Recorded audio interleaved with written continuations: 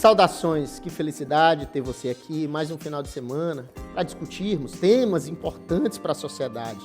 A discussão de hoje será imposto de renda, com ela, a contadora Catiane Alves. É rápido, logo após a vinheta.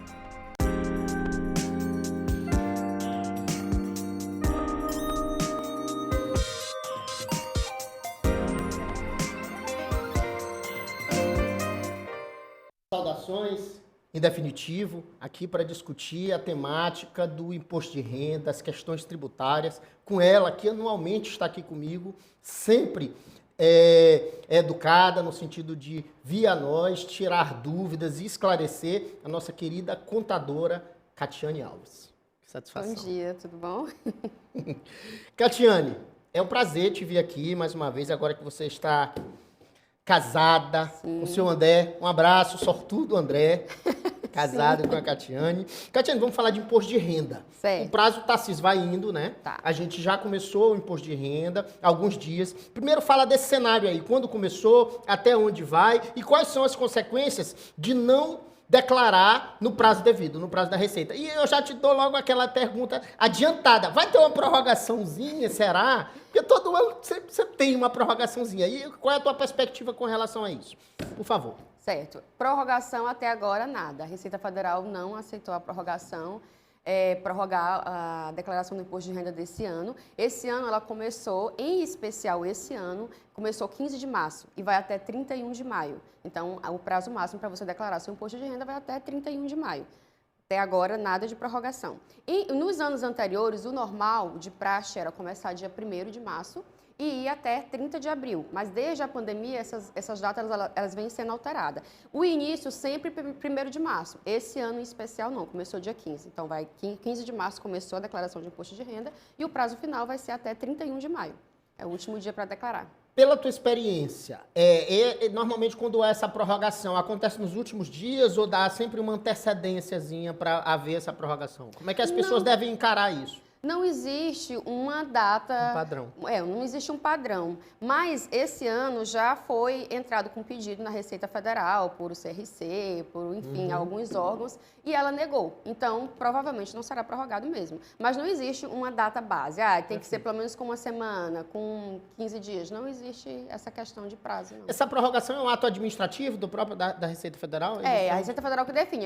Ela, normalmente, quando ela percebe ou quando se prova, se demonstra para ela que existe ali um prazo curto para conseguir resolver. Um número muito grande ainda de pessoas a fazerem a declaração. Por exemplo, esse ano que foi alegado foi a questão da declaração da SCD, que é as declarações que são feitas por as empresas, e imposto de renda, que ambas são feitas pelos contadores. Então, o prazo ficou curto, mas ela negou. Nos anos anteriores, tinha a questão aí da pandemia, que foi prorrogado, porque a pandemia, de fato, ficou ali e mudou a rotina de todo mundo, né?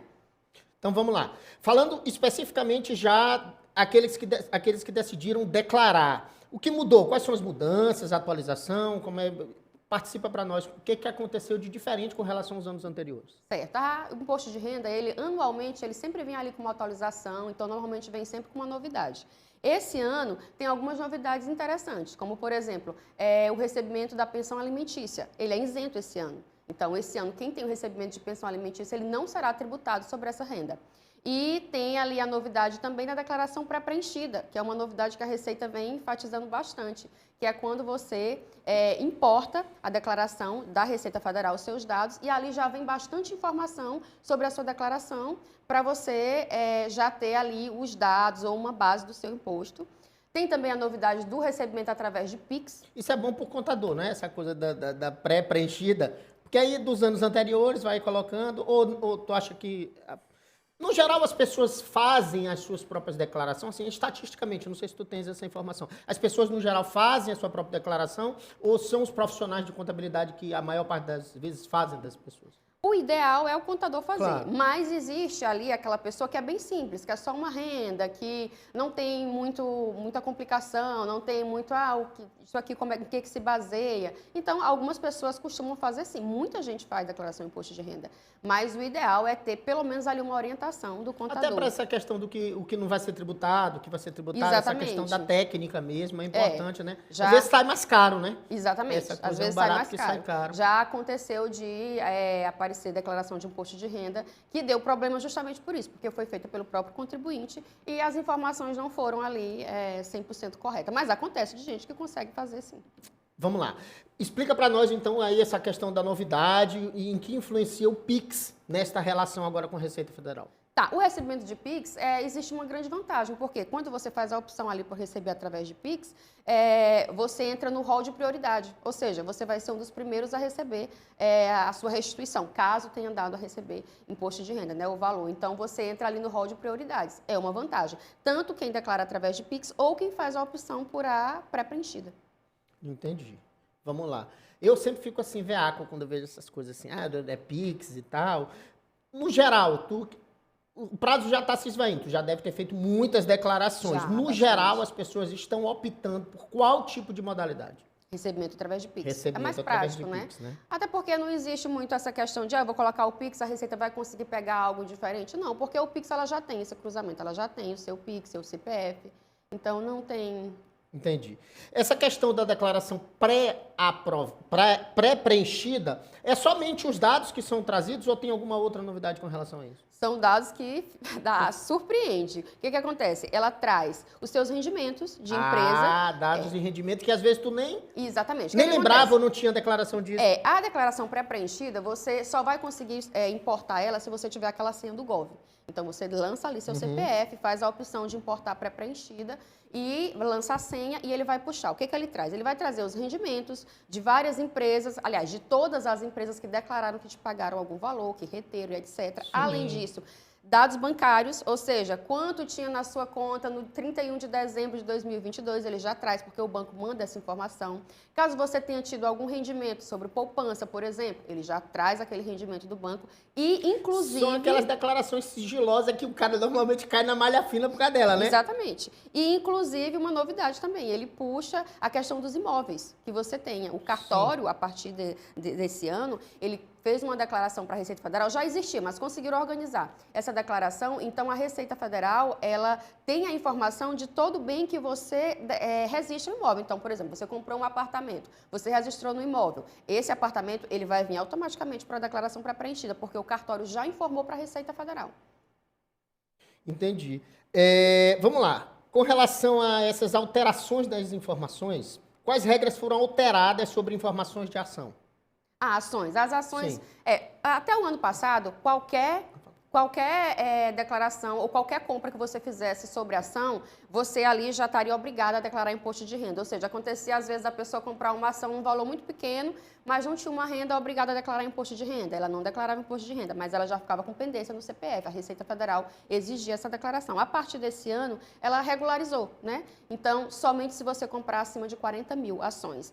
E se eu fizer qualquer transação só acima de 40 mil? Não. Se você só comprar ações acima de 40 mil. Porém, por mais que o valor seja inferior ou seja bem menor, se você fizer qualquer transação e tiver qualquer rendimento, por exemplo, comprei uma ação hoje, amanhã eu vendi ela por um valor maior, já tive ali um lucro, onde eu tenho que pagar imposto de renda, por exemplo, aquilo ali eu já sou obrigada a declarar, por mais que não tenha sido os 40 mil reais. Mas só comprei acima de 40 mil. Compensação de prejuízo. Como é que a gente faz esse cálculo aí? O cara vai, compra algumas ações, tem o rendimento e para compensar os prejuízos. Porque quando ele compra ação, ele tem rendimentos, beleza, algumas vezes. Mas boa parte das vezes ele tem prejuízo. Ali a empresa ela vai fazer ali a média. Você comprou no ano tantas ações, você lucrou tanto, perdeu tanto, no final ficou com tanto. Então, normalmente ela vem ali Essa com aquele compensação é resumo. só anual, só funciona dentro daquele ano, ou eu posso compensar anos anteriores? Não, aí cada ano você declara a sua Cada ação. ano declara e compensa. Na verdade, eu digo compensação. na verdade, a empresa, compensação que tu fala de Compensação perder dinheiro. de perder dinheiro. Não, aí é dentro da ação. Da Receita Federal você vai informar se você ganhou, se você perdeu, entendeu? Entendi. Essa questão de, eu perdi dinheiro, no ano seguinte eu vou ganhar, isso aí é de acordo com a transação. No ano você ganhou, aí você ficou com algum lucro, perdeu no outro, ficou, digamos, ficou devendo 3 mil reais. Devendo que eu digo perdeu, Sim. né? De ações, 3 mil reais. Então, de acordo com o que você for ganhando, aquilo ali vai aumentando a sua carta, né? Você vai ter a informação de que compensou. Mas para a Receita Federal, a única coisa que você vai informar é se você ganhou ou se você perdeu, se você teve lucro ou não, entendeu? Pronto. Tem uma pergunta aqui do céu do além, que é o seguinte. A discussão, por exemplo, essa é uma discussão que deve acontecer bastante na prática. Um determinado casal, Certo. que ele tem uma espécie de conta conjunta no banco e eles depositam os rendimentos em comum. Porque os custos mensais, natural das pessoas da casa e tal, não sei o quê, então acaba depositando, às vezes, quando tem mais de uma renda, aí deposita uma determinada renda naquela conta e há confusão para declarar o rendimento do imposto de renda com relação a isso. Porque, às vezes, os dois, de uma certa forma, acabam, a tributação é menor, ou não são tributados com relação a isso, ou tem uma tributação menor naquele cálculo, né? Naquelas alíquotas subindo. E aí, como resolver isso? Nesse caso, teria que fazer o imposto dos dois, saber o que é de um, o que é de outro. É um caos. Me explica direitinho, na prática, isso aí. Tá, na declaração de imposto de renda, lá tem a opção de dizer se você é casado. Aí você já informa o CPF do seu esposo ou da sua mulher. E lá em bens, quando você declara, por exemplo, eu tenho uma conta investimento, lá tem uma abazinha onde você pode explicar. A conta é R$100 mil, sendo que 50 mil é de fulano de tal, a conta conjunta. Você pode explicar lá. Você vai declarar porque no seu CPF já vai constar, mas você pode explicar num campo em branco, que é uma conta conjunta, que é de fulano e beltrano. Inclusive, quando você tem um bem, por exemplo, você pode também declarar em conjunto. Declarar em conjunto que eu falo, explicar na Receita Federal, que é um bem, mas é seu e de fulano. Não é só... Entendi. O próprio, como eles já têm acesso a essas informações cartorárias que tu estás dizendo, que já é essa comunicação dos bens, não já tem a comunicação de que às vezes o bem lá está em nome das duas pessoas, não já comunica isso? Sim, isso? pode acontecer. Às vezes o cartório também acaba registrando só no CPF de um dos dois, então vai só para um. Pode acontecer também, depende, né? Cada caso é um caso. Porém, essa questão da declaração pré-preenchida é bom enfatizar que você vai importar e você não vai simplesmente acatar e mandar a sua declaração. Você vai importar e você vai conferir. Pode acontecer de estar errado, pode acontecer de ter algum dado fazer errado. esse ajuste, né? Isso, Exatamente. Então você vai conferir ali se realmente as informações estão corretas, se está faltando alguma informação, pode ser que a Receita não tenha puxado tudo, pode acontecer. Perfeito. Eu quero aquela pergunta que todo ano a gente precisa saber, a gente precisa enfatizar, o que é que eu posso debitar da questão do imposto de renda, do meu imposto, o que é que eu posso debitar? Aqueles custos anuais que eu posso dizer, olha, isso aqui eu queria debitar do teu pagamento do imposto de renda. Você pode usar ali as suas despesas com saúde, plano de saúde, psicólogo. Explica direitinho, saúde tudo. O que farmácia, a dúvida é que todo ano a gente pergunta, mas não deixa de ser aquela dúvida de sempre. Farmácia não. O que entra é a despesa com médico. Então, por exemplo, exames, consultas, psicólogo, psiquiatra, fisioterapia... Isso tudo entra, entendeu? É questão médica. Saúde tudo, né? Que não seja essa parte tudo, de farmácia, exatamente. de compras externas, mas médico e tal, e etc, hospital, aquilo outro. Educação.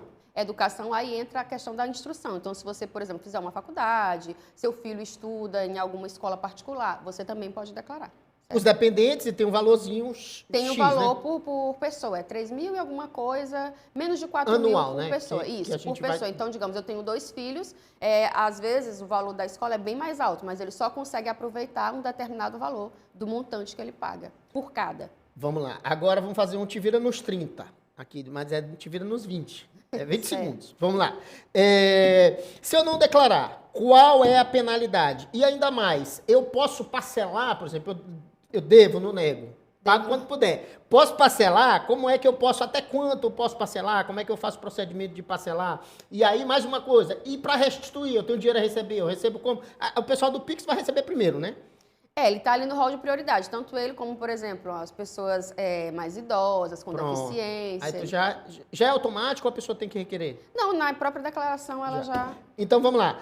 As penalidades de não declarar e como é que eu faço para parcelar? Certo. O parcelamento, na Receita Federal, quando você faz o seu imposto, ali você já tem a opção de, deu a pagar, você pode parcelar em até 8 vezes o valor. E ali pouco, você 8 vezes, pensei que é 60 vezes. Não, é 60 quando, por exemplo, o débito já está lá, passou do prazo, você quer parcelar em mais vezes, entendeu? Entendi. Então não paga, espera, deixa dar problema, e depois tu vai lá e parcela. Só que tem os juros, né? Que são... Tem os juros que é abusivíssimo, né? Que é de matar. Consideráveis.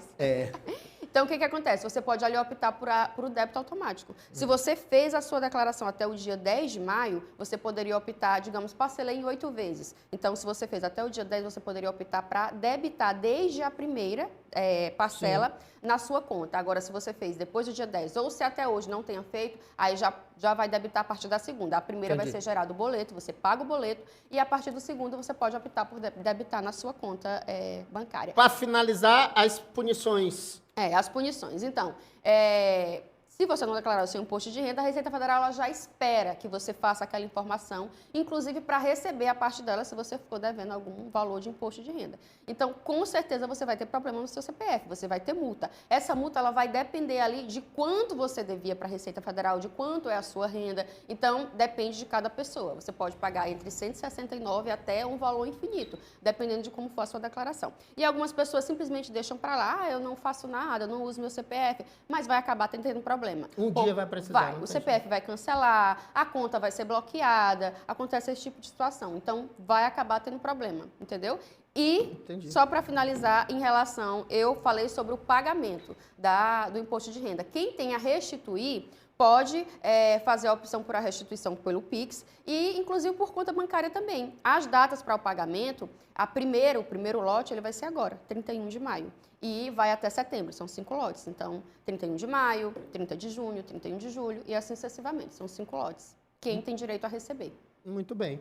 Boas informações. A gente ainda tem mais dúvidas e todas as dúvidas que surgirem, pode entrar em contato com o programa Saudações, falar com o Bruno Coelho, para o Bruno solicitar que a Catiane nos responda as dúvidas e também você pode deixar as suas redes sociais, doutora Catiane, caso as pessoas queiram entrar em contato, tirar alguma dúvida com você, solicitar algum serviço, fique à vontade.